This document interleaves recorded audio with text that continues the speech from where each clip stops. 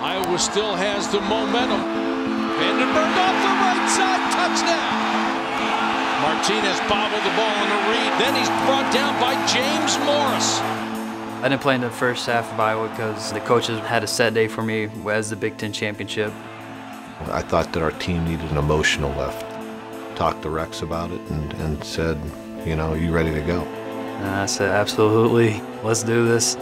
Martinez hands it off to Rex, trying to get around the left side, leans, he's in, touchdown Nebraska! When Rex came in, not only was it a huge physical gain for our offense, but that mental aspect that said, okay, our man is back. Pyle still being shoved forward across the 15, it's a rugby scrum. That's what Rex Burkhead brings to this team. We miss his presence on the field because he's capable of making plays like that. He brought an energy, and I thought he was a big part of us winning that football game.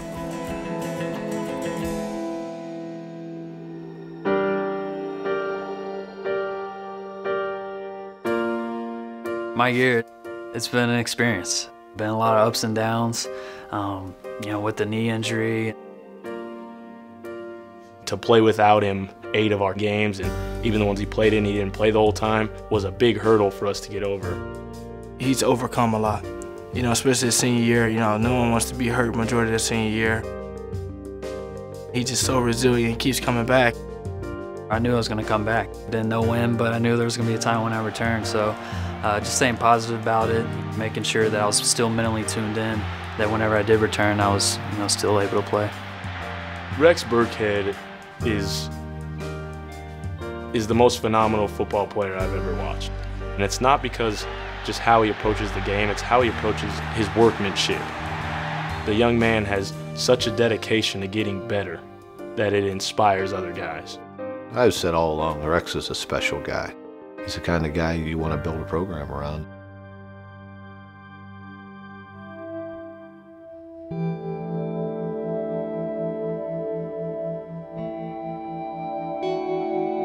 I haven't been around a player that has gone through that much just to get on the playing field. 3 ACL surgeries. We're talking 2.5 years worth of work.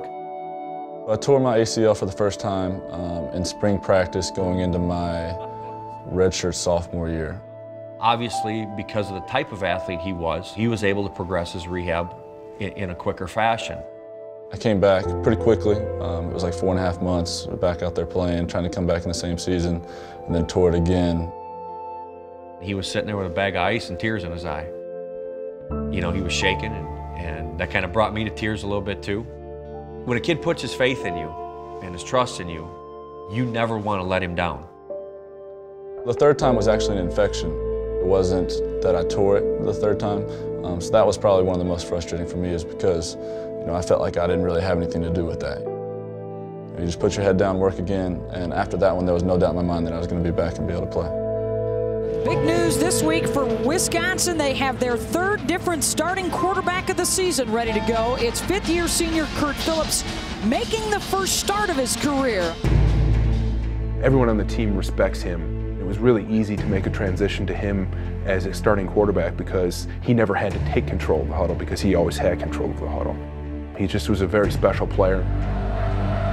4th and goal at the 4. 21-14 Nittany Lions. Phillips gets it, rolls far side. Here's the ball game. Looks in the end zone. He throws. Caught. Touchdown, Wisconsin. It's grueling. The entire process is very difficult. I'd be lying if I said it wasn't extremely frustrating. My mentality the whole time is just to have no regrets with it. It's awesome to hear stories like this about kids, but we need to win. Then the story is awesome.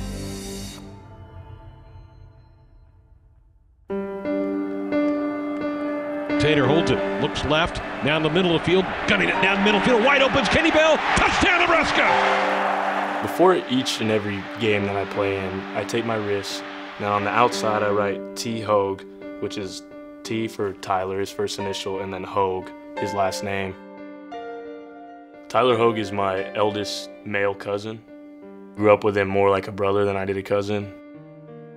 Last August, 2 days after Tyler's 17th birthday, he had a 4-wheeling accident. Tyler hit a little swale in a path that had some runoff from the rain and bad weather, and it flipped his Jeep upside down.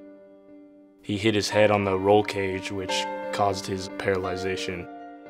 Tyler was a phenomenal baseball player, and you talk about having your legs and your arms taken away from you after being such a tremendous athlete.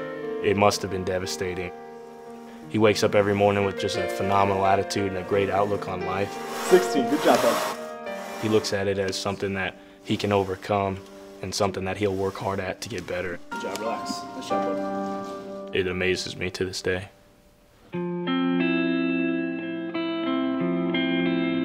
I'm blessed to play at such a great university that we play on national television almost every week. It's a phenomenal feeling knowing that my family and Tyler get to watch me every time I step on the field. I play for Ty and I play for my family.